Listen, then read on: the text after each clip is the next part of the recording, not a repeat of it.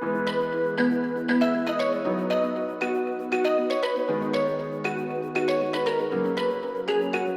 French tech company Wiko put out a new smartphone which is Wiko 10 after releasing Wiko T10 and T50. This offers higher storage and RAM than its other variant.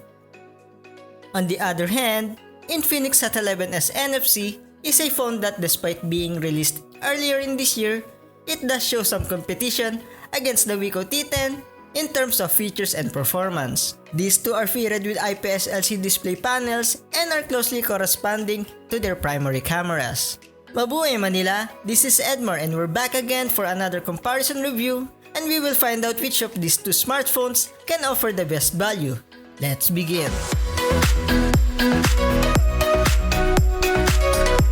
First, let's talk about the design and build of the two devices. The Wiko 10 and Hot 11s NFC are made of polycarbonate plastic, but the difference between the two is that the Wiko 10 has a matte finish, while the Infinix Hot 11s NFC has a glossy one, so Hot 11s is more of a fingerprint magnet than the Wiko 10.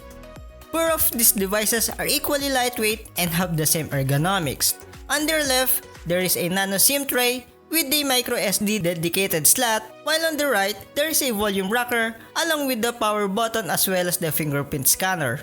And at the bottom, you will see a 3.5mm audio jack, a microphone, a USB-C port, and the speaker grill. Both devices have a pretty sturdy build. The thing that we are going to decide here is whether we want a matte or a glossy finish. Let's move forward to their display. Both devices are measured at a 6.4-inch display, but the Wiko 10 only has an HD+ resolution, while the Hot 11s NFC has a full HD+ resolution. In terms of display quality, the IPS LCD outputs vibrant oversaturated colors on the Hot 11s NFC, whereas the Wiko 10 maintains some of the natural colors even with the same display panel. We see fluid animations as we move around their display. Both smartphones' displays are vibrant, sharp, and brilliant, and they feature thin bezels and barely noticeable chin bulges. The brightness level on the Infinix Hot 11s NFC is a bit higher than the Wiko 10 due to having a peak brightness of 500 nits. In terms of display, Infinix takes the crown thanks to its higher refresh rate and resolution. Making a significant advance in the camera department is the Infinix main camera, which has a 50-megapixel sensor with an f1.6 aperture that trumps the 50-megapixel f1.8 camera on the Wiko 10. Sharpness varies on each of the device's cameras, with the Infinix counting on finer and smoother algorithms, producing a more accurate color reproduction and white balance. The Wiko 10 captures crisp shots in low light and daylight even though it has the same megapixel thanks a lot to its f1.8 aperture. As for their 2-megapixel depth sensor, Infinix is better at producing a bokeh effect. Colors and sharpness appear more vivid on the Infinix, while the Wiko provides a more natural tone.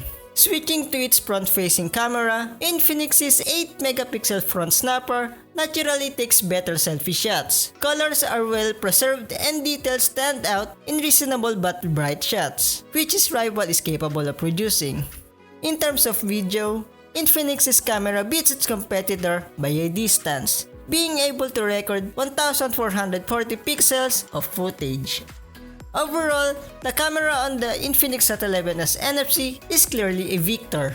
Moving on to their benchmarks, Infinix shows more numbers than the Wiko 10's MediaTek Helio G37 chip in performance and benchmark testing thanks to the faster MediaTek Helio G88 chip.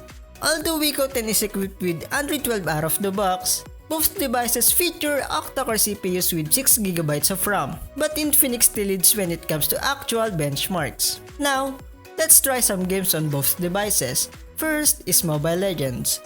From their default graphic settings, we change it to high frame rate and high graphics. In the middle of the game, the Hot 11s NFC does not show frame drop and stuttering, which shows a little on a Wiko 10 but does not affect the whole game.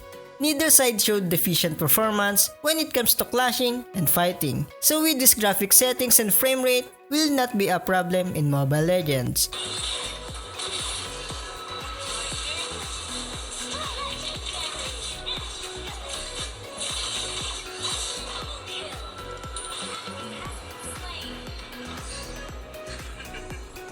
The next one is Call of Duty.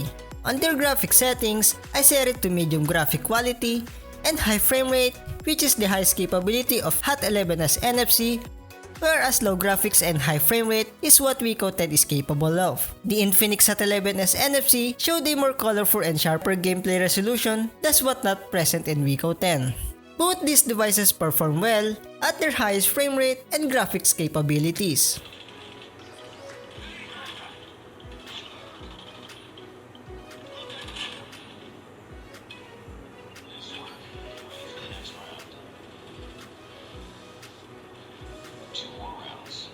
Last on the list is Genshin Impact. During the introduction of the game, you may experience silent stuttering due to loading and preparing its load data. We set both devices with the graphics quality at maximum and the frame rate at 60 while the game running.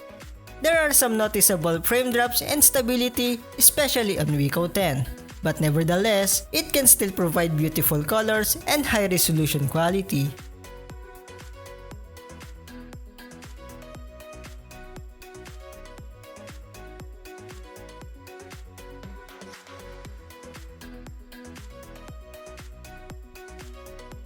If you want to play Genshin Impact, the option is a higher tier smartphone that can satisfy you. But if you are looking to play competitive games, these two smartphones can provide the performance you are looking for. When it comes to battery, both devices have a massive 5000 mAh of battery. Wiko 10 supports a 22.5 supercharge while 18 watts of fast charging on Infinix Hot 11's NFC. Wiko 10 can fully use up its battery by 1 hour and 51 minutes. As for charging up the Hot 11's 5000 mAh battery with 18 watts fast charging from 0 to 100%, it took us 2 hours and 14 minutes, which is quite long. But nevertheless, the battery life is also satisfactory. Given the charging time, Wiko 10 can provide longer screen time and less charging, unlike the Hot 11's NFC. With this, Wiko 10 takes over the battery performance and charging. The Hot 11's NFC did better in the camera, however, the Wiko 10 performed better in terms of battery life. The Wiko 10 with 6GB of RAM and 128GB storage is priced at 8,999 pesos, while the Infinix Hot 11's NFC is priced at 7,299 pesos. It is clear who dominates this comparison, but if you are looking to get more from your money, Infinix Hot 11's NFC can give that value. Still, both devices deliver outstanding results when it comes to their gaming, cameras, and even charging prowess. It is still a matter of personal opinion on what would you rather pick.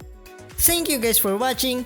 Be sure to subscribe and ring the bell so you will be updated with our future contents.